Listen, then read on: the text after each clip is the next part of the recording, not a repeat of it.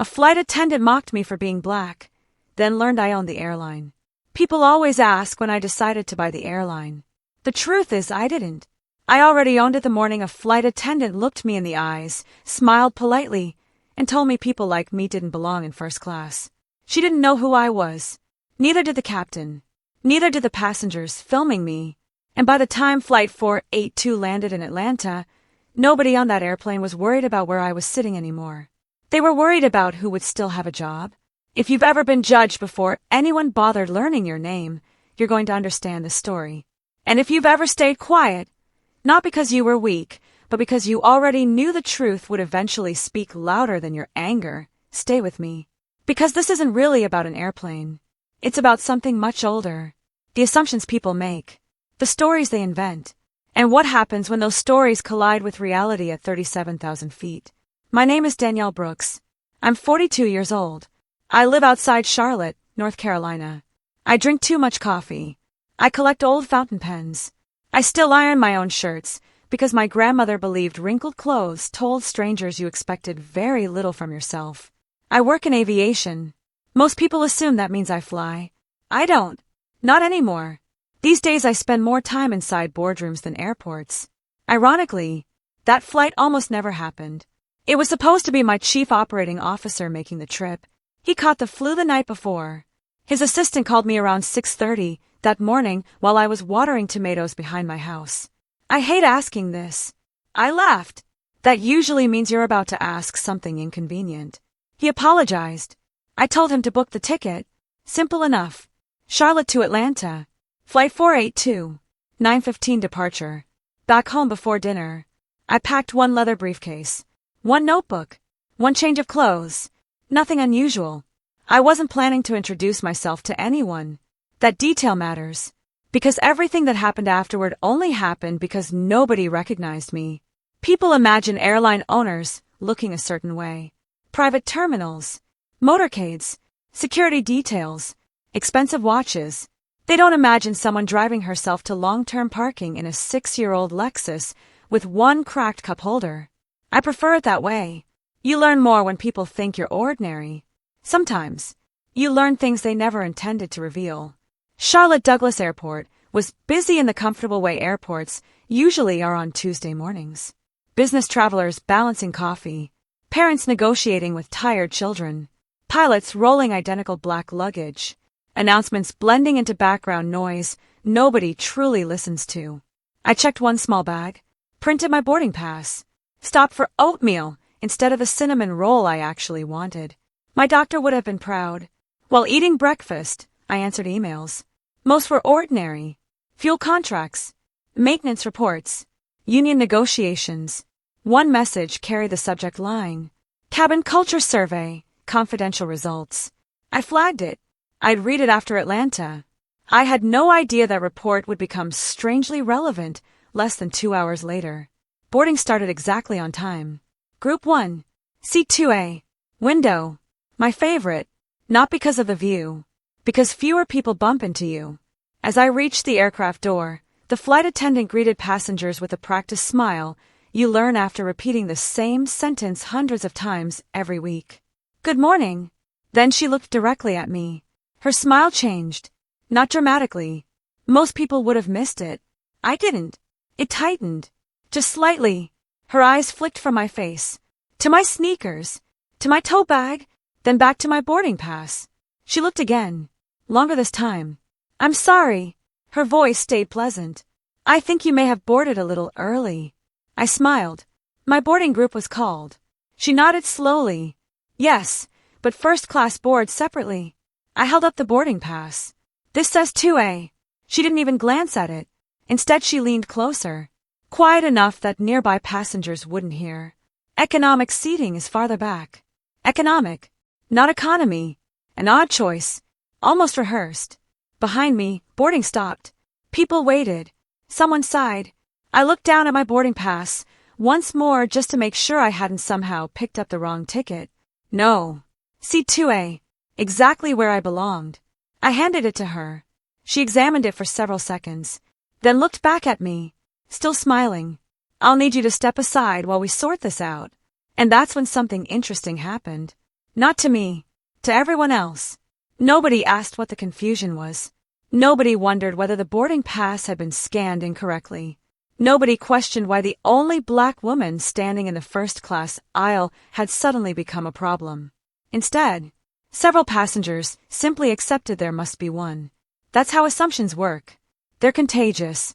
I stepped aside, calmly, because experience had taught me something valuable years earlier.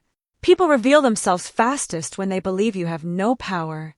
Arguing interrupts that process. Silence encourages it. So I waited. The gate agent walked aboard.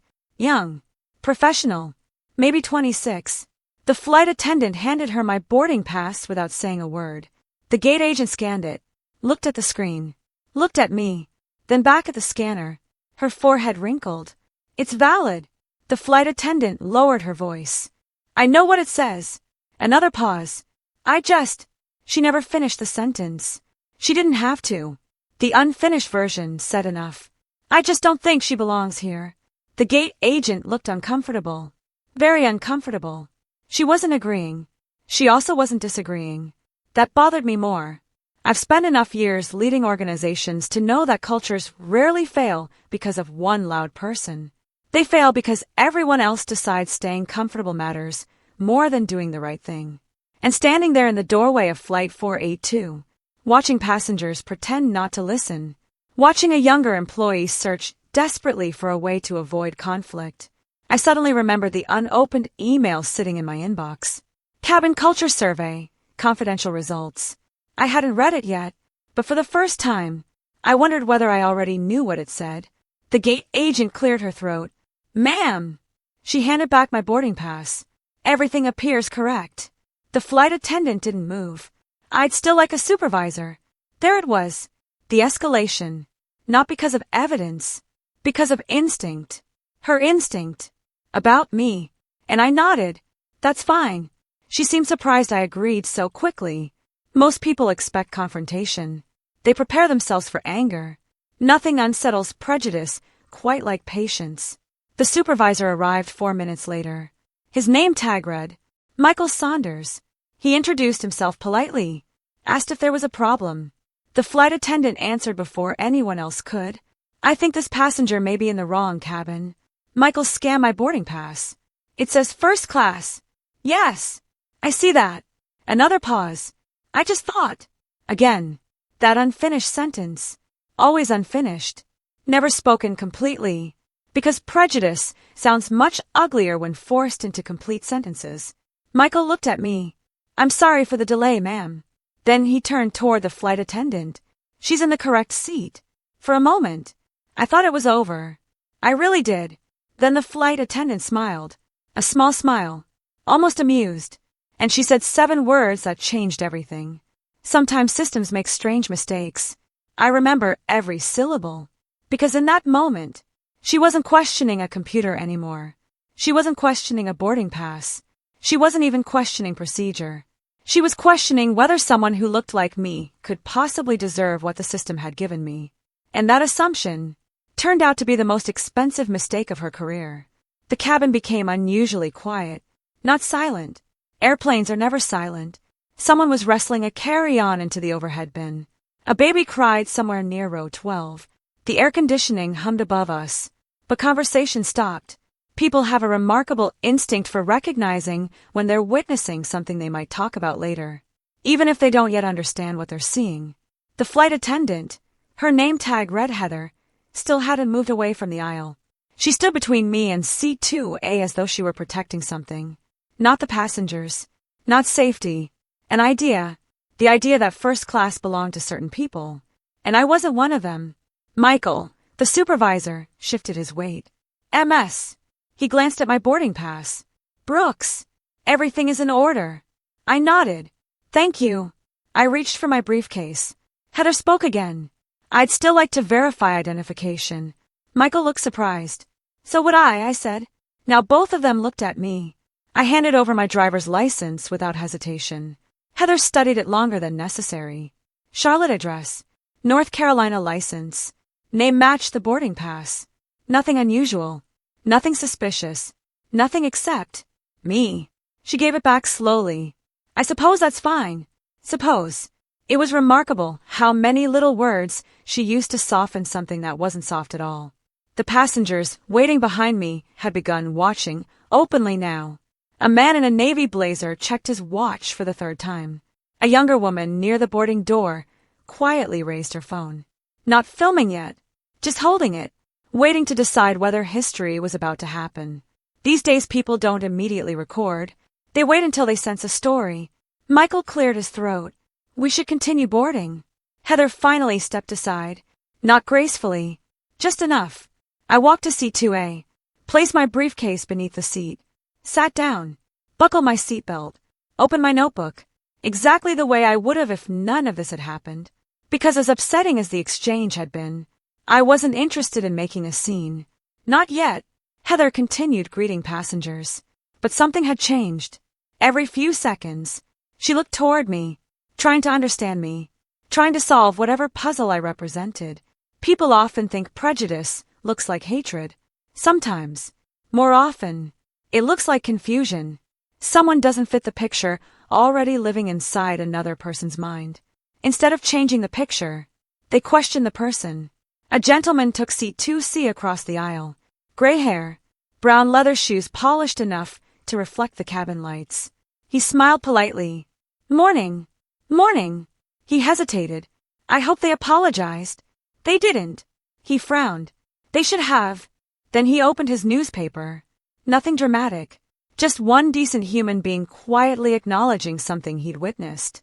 Small moments matter. Sometimes more than speeches. Boarding finished 12 minutes later. The aircraft door closed. Safety demonstration. Pushback. Taxi. Routine. At least, that's how it appeared.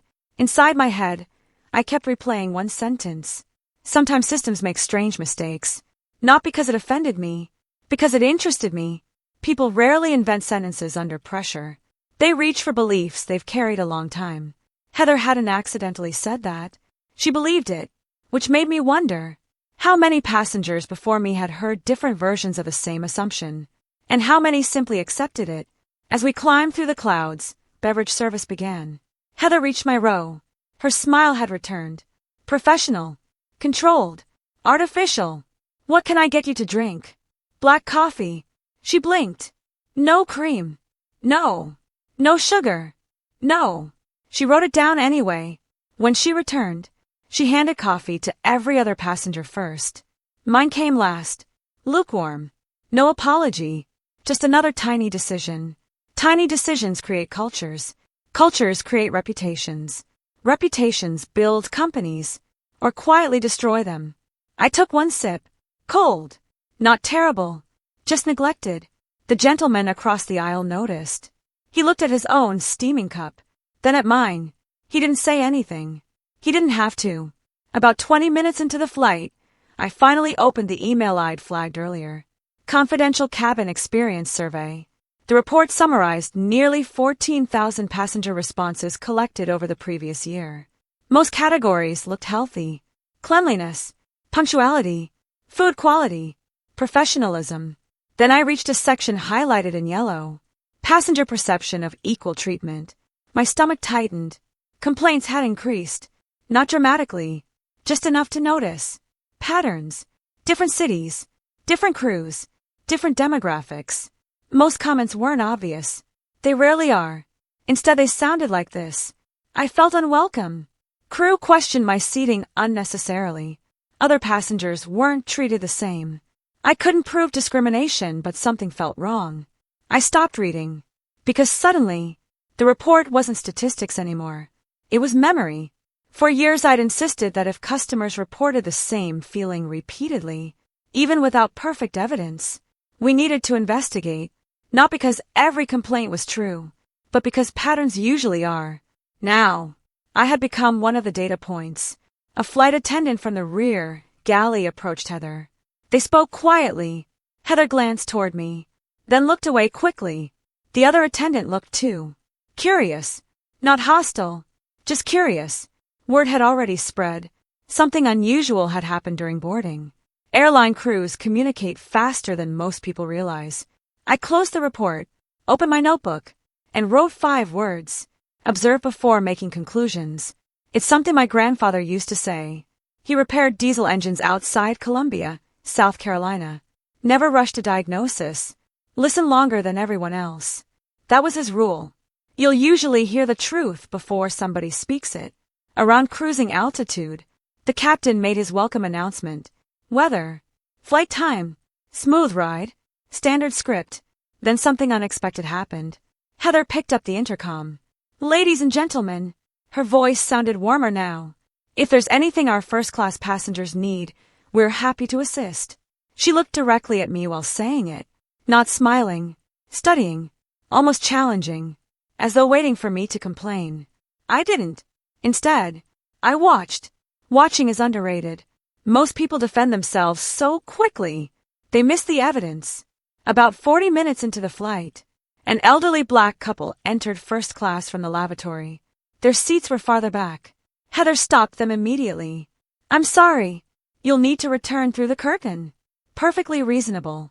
Except, 10 minutes earlier, a white passenger from row 16 had stood chatting in first class for nearly 3 minutes while waiting for the restroom. Nobody stopped him. Tiny decisions. Again, almost invisible. Unless you're looking. I wrote another note. Not an accusation. An observation. Time. Seat number. Behavior. Nothing emotional. Just facts. Facts age well. Emotions don't. The gentleman across the aisle noticed me writing. Lawyer. He smiled.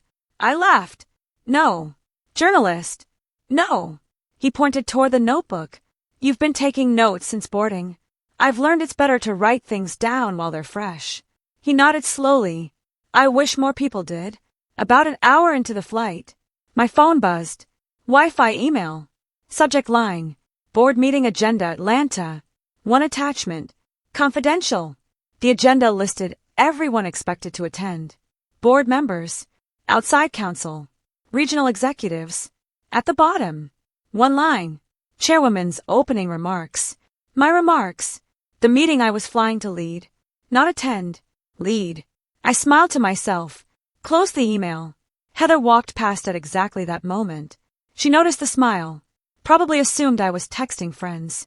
She had no idea what was waiting in Atlanta. Neither did I. Not completely. People build certainty out of fragments. I handed the phone back. Has anyone identified me? Not yet. Good. Melissa looked confused. You don't want them to? No. Why? Because if opinions change only after people discover my job title. I looked out the elevator doors opening onto the executive floor. Then we haven't solved anything. The boardroom was already filling. Directors, attorneys, regional vice presidents, coffee cups, printed reports, quarterly numbers projected on 2 enormous screens. Conversation stopped as I entered, not because of the video, because meetings begin when the chair arrives. Normal. Routine. Except today. Routine disappeared before I even reached my chair. The general counsel approached quietly. Before we start, he lowered his voice. Human Resources just contacted me. They've seen the video. Yes. And they've identified the crew. I nodded. Has anyone spoken to them? Not yet. Good. He blinked. I want facts before conclusions. He smiled faintly. I thought you'd say that. I took my seat at the head of the table. Opened my notebook. The same notebook from Flight 482. Same observations. Same timestamps. I looked around the room. 31 people. Different backgrounds. Different experiences. One responsibility. Protect the company. Not the image. The company. There's a difference. Ladies and gentlemen. I closed the agenda. We're changing today's schedule. Several executives looked up. The acquisition discussion can wait. Silence. I had an educational flight this morning. A few people smiled politely, thinking I meant turbulence. I'd like everyone to watch something first. Melissa connected her laptop. The boarding video appeared on the screen. Nobody spoke. Not once. They watched every second. Heather blocking the aisle. The gate supervisor scanning my ticket. Passengers waiting. The awkward silence. The unfinished sentences. Then the video ended. One director leaned forward. Were you the passenger? Yes. Another frowned. They didn't recognize you? No. The room became noticeably quieter. Not because they were shocked I had been treated poorly, because they understood something much larger. If this could happen to the chairwoman, what happened to passengers without influence? I stood, walked toward the screen. This meeting is no longer about me. I let that sentence settle. It's about systems. I looked around slowly. If one employee behaves this way, training failed. If another employee watches it happen, culture failed. If passengers record it before management discovers it, leadership failed. I paused, and leadership begins with me. No one argued. Then I reached into my briefcase, pulled out the confidential survey, the same one I'd started reading during the flight. I received this report before boarding. Pages turned as copies were distributed, yellow highlights, passenger comments, trends, data, not accusations, patterns. I didn't fully understand these numbers this morning. I looked around the room. I do now. One board member adjusted his glasses. These complaints go back 18 months. Yes. Another executive added quietly. We assumed they were isolated. I nodded. So did I. That admission mattered. Leaders lose credibility, pretending they've never missed warning signs. Owning mistakes earns trust. Ignoring them destroys it. The room spent nearly 40 minutes reviewing data, crew assignments, routes, customer complaints, training records, performance evaluations. No dramatic revelations, just careful analysis. That's how real organizations uncover problems. Not with speeches, with evidence. Then Melissa interrupted. She leaned toward me. The captain is here. I looked up. The captain. He requested to speak with you personally.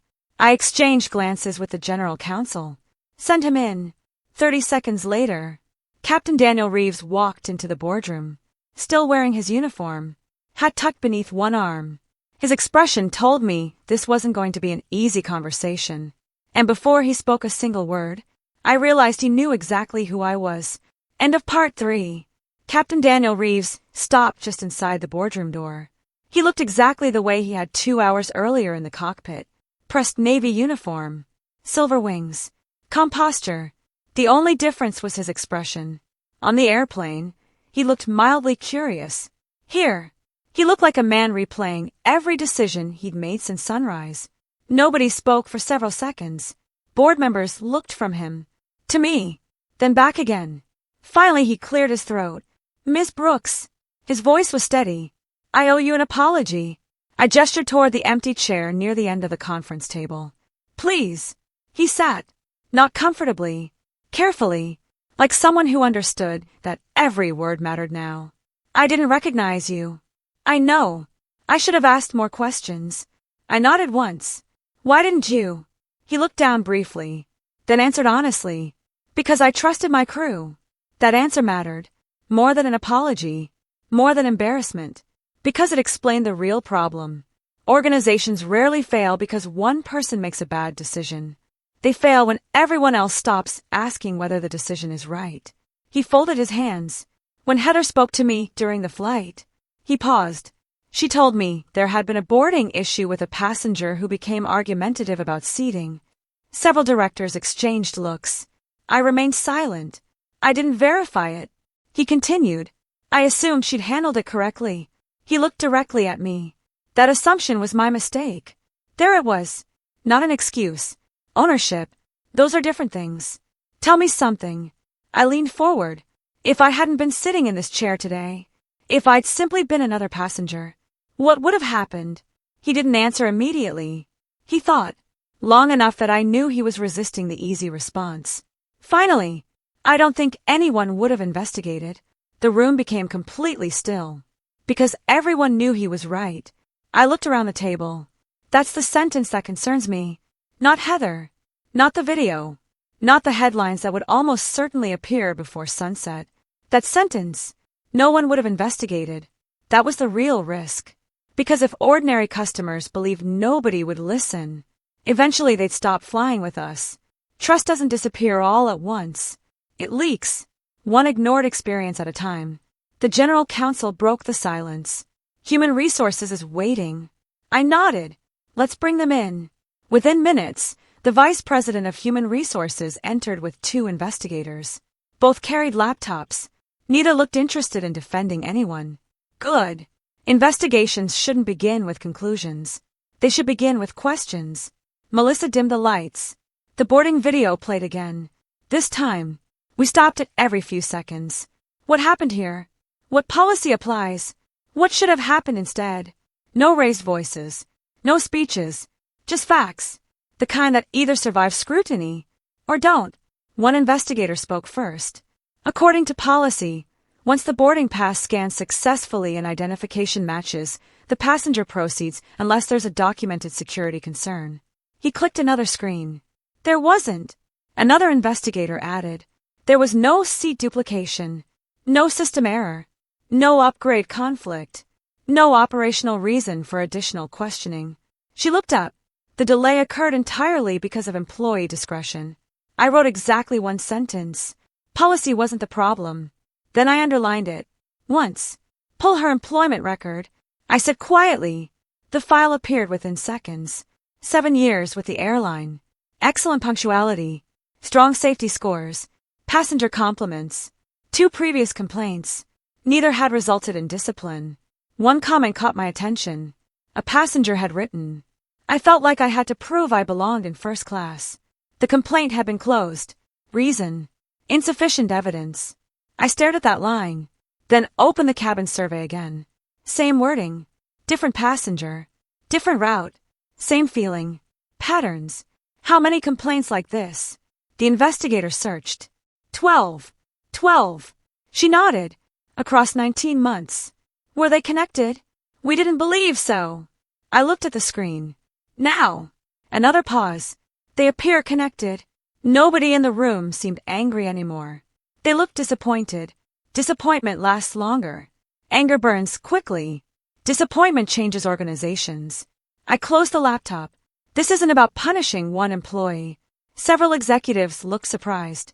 It's about understanding how this became normal enough that nobody recognized it. Captain Reeves nodded. So where do we begin? I stood and walked toward the windows, overlooking the maintenance hangars. Aircraft taxi below. Fuel trucks moved between gates. Thousands of employees were doing excellent work at that exact moment. Most would never know this meeting existed. And yet, leadership required making sure people like Heather remained the exception, not the example. When I was 14, I began quietly. My grandmother took me into a department store. Nobody interrupted. I found a winter coat I loved. It wasn't expensive. We walked toward the register. I smiled faintly. Halfway there, a clerk stopped us. The memory remained strangely clear after nearly 30 years. She asked my grandmother whether she'd already paid. The room stayed silent. My grandmother didn't argue. She simply handed over the receipt. I looked around. When we reached the parking lot, I asked why she hadn't demanded an apology. What did she say? Melissa asked softly. I smiled. She said, "Baby, never confuse proving someone wrong with teaching them something." I turned back toward the table. I've spent almost 3 decades trying to understand that sentence. Today I think I finally do. The general counsel closed his notebook. What are you recommending? 3 things. I held up one finger. Independent investigation. Second finger. Immediate review of every complaint matching today's pattern. Third. Mandatory culture training for every customer-facing employee. One board member frowned. And Heather. I looked toward the window again. We'll follow the evidence. Not emotions. Evidence. Before anyone could answer, Melissa's phone vibrated. She glanced down, then looked at me. The video just crossed 5 million views. Nobody reacted. The number wasn't the important part. What came next was, "They know who you are." I raised an eyebrow. How? Someone from the Atlanta terminal recognized you entering headquarters. She hesitated. It's everywhere now. Within minutes, every major business outlet carried the same headline. Airline chairwoman questioned while boarding own flight. Television producers began calling. Reporters gathered outside headquarters. Social media exploded. Some demanded immediate firings. Others insisted the incident had been misunderstood. Exactly as I'd expected. The world loves instant verdicts. Leadership can't afford them. An hour later, Human Resources informed us Heather had requested to speak with me personally. Not with investigators. Not with her union representative. With me. Alone. The room looked toward me. I considered it for several seconds. Then nodded. 15 minutes. No cameras. No audience. Just the two of us. Because sometimes, the most important conversation happens after everyone stops performing. Heather arrived 12 minutes later. Still wearing her uniform. Still carrying herself professionally. But something fundamental had changed. For the first time that day, she wasn't looking at a passenger. She was standing in front of the woman whose name appeared on every quarterly report she'd ever received. She stopped 3 feet from my desk. Neither of us spoke. Finally, she took a slow breath and quietly said, "I need to tell you why I thought you didn't belong." Heather stood in front of my desk with both hands clasped tightly in front of her. Not defensive, not confident, just still. The kind of stillness people have when they've spent the last hour realizing that the story they've been telling themselves no longer fits the facts. Outside my office window, an Airbus A321 slowly pushed back from gate C18. Ground crews signaled with orange wands. Fuel trucks rolled across the ramp. The airport kept moving. Airports always do. No matter what happens inside the terminal, another flight needs boarding. Another family is leaving home. Another business traveler is late. Another child is flying for the first time. The world doesn't stop because one person has a difficult conversation. Sometimes I think that's comforting. I gestured toward the chair across from my desk. "You don't have to stand," she said carefully. Neither of us spoke for several seconds. People rush silence because it makes them uncomfortable. I've learned silence usually does more work than talking. Finally, she looked up. "I've replayed this morning at least 100 times. I imagine you have. I keep thinking." She stopped, then tried again. I honestly believed I was protecting the cabin. I nodded once. "I believe you." She blinked. "You do." "I believe you believe that." Those aren't the same sentence. She looked down at her hands. "My father worked security at an airport. I grew up around airlines. My whole life." Another pause. "I guess I started believing first-class passengers looked a certain way." She laughed once. It wasn't humor. It sounded like disappointment, and I never realized I'd built that picture. I didn't interrupt. She needed to hear herself say it. "When you walked onto the airplane," she continued quietly, "nothing matched the picture in my head. You weren't wearing a business suit. No. You carried your own bag. I did. You didn't have an assistant. I rarely do. You smiled. I usually smile." She nodded, and her voice became smaller. "I noticed you were black." There it was. Not shouted. Not wrapped in excuses. Simply spoken. The first completely honest sentence she'd said all day. I didn't wake up wanting to discriminate against someone. I know. I really didn't. "I believe you." She looked surprised again. "Then why does today feel so awful?" "Because intentions don't erase outcomes." The room became quiet again. You can genuinely believe you're treating everyone fairly, while repeatedly asking some people to prove they belong. She wiped one eye. "I never asked myself why I questioned certain passengers. No. I just," she searched for the words, "trusted my instincts." I nodded slowly. And instincts are often just habits we've never examined. She looked toward the window. "I've done this before." It wasn't a question. It was a realization. I don't remember every passenger, but I remember enough. Her shoulders lowered. "Oh God." I didn't answer. She didn't need me to. The realization was punishment enough. "I owe you an apology," she said finally. "Not because you're the chairwoman." She looked directly at me. "Because I embarrassed someone who had done absolutely nothing wrong." That sentence mattered. Not because it fixed anything. Apologies don't erase experiences. But good apologies identify the actual harm. She had done that. "I accept your apology." She looked relieved. Then I added quietly, "That doesn't mean there won't be consequences." "I understand. I hope you do." Because accountability without learning is punishment. Learning without accountability is permission. Real leadership requires both. She reached into her uniform pocket. "I brought something." She slid a folded piece of paper across my desk. "My resignation." I didn't touch it. Instead, I asked a question. "Why are you resigning?" She seemed surprised. "Because I deserve to." "Is that your answer?" Or the answer you think people expect?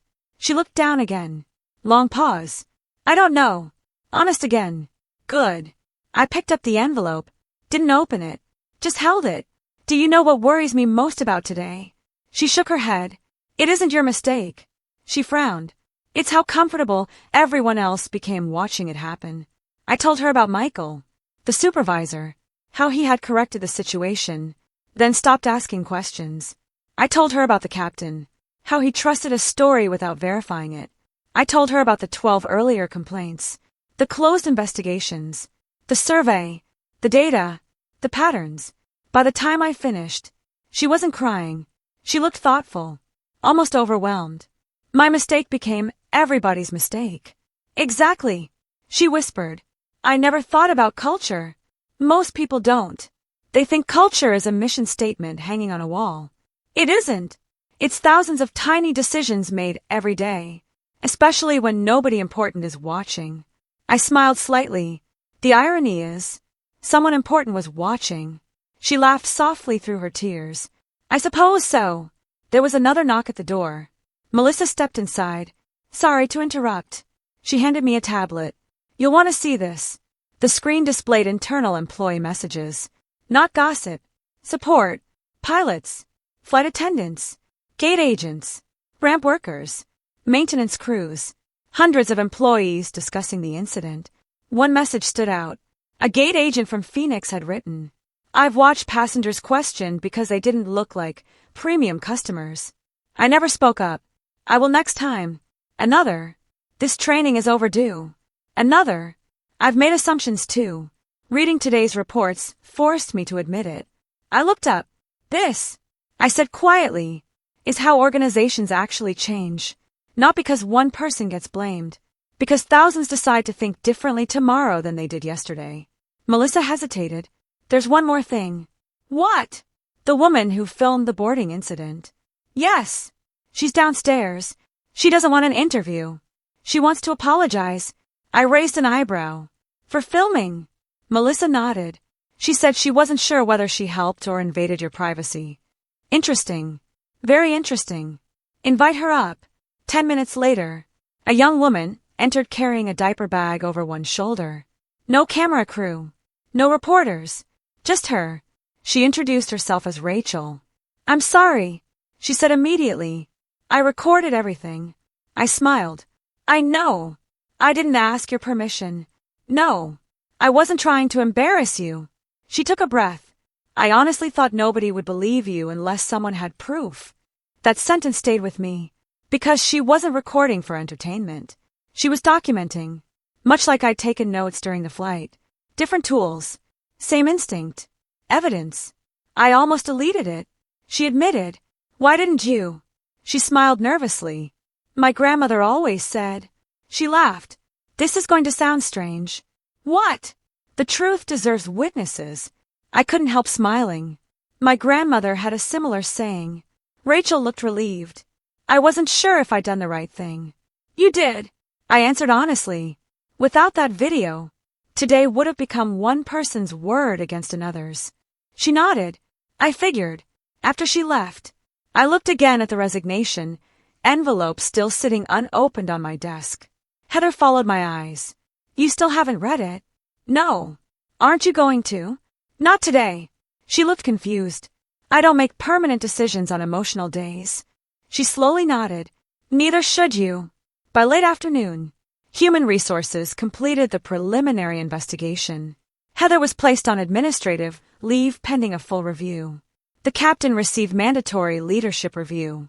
Supervisors across the network were instructed to re-examine every similar complaint filed during the previous 2 years. No announcements. No dramatic press conference. Just work. Real work. The kind that actually changes things. That evening, long after the board meeting ended, long after the reporters left, long after the television trucks disappeared, I drove myself back to the airport, not because I needed another flight, because I wanted to walk through Terminal B unnoticed. Just another traveler again. I bought a coffee, sat near Gate 27, watched people, families, business travelers, college students, retired couples. No one recognized me. I preferred it that way. Because leadership isn't measured by how people treat you when they know your title. It's measured by how they treat the stranger sitting beside them. I looked around the terminal and wondered how many people still believe they could tell who belonged somewhere just by looking. That question, more than the headlines, more than the video, more than the board meeting, stayed with me long after the cameras moved on. As the weeks passed, the investigation reached its conclusion. Heather's actions were found to have violated the airline's customer treatment policies. Her employment ended, not because of a single mistake, but because a pattern of similar complaints revealed a deeper problem that had gone unaddressed. Captain Reeves remained with the airline after completing extensive leadership training, later becoming one of the strongest advocates for a culture where every employee was expected to question unfair treatment instead of silently accepting it. The airline launched new company-wide training focused on unconscious bias, respectful customer service, and accountability. Every employee, from gate agents to executives, completed the program. Complaint procedures were strengthened, and every report would now receive an independent review. Months later, Danielle boarded another commercial flight. No cameras, no headlines, no one recognized her. The boarding was smooth. Every passenger was greeted with the same warmth and respect, regardless of appearance, clothing, or seat assignment. As she settled into her seat, a young flight attendant smiled and simply said, "Welcome aboard, Ms. Brooks. We're glad you're flying with us today." Nothing more, nothing less, exactly the way it should have been from the beginning. Danielle looked out the window as the aircraft climbed into the morning sky. She never wanted special treatment. She only wanted every passenger to be treated with the same dignity. Sometimes the greatest victories aren't about exposing one person's prejudice. They're about building a system where no one has to prove they belong ever again. And that, Danielle realized, was the kind of legacy worth leaving behind. The end.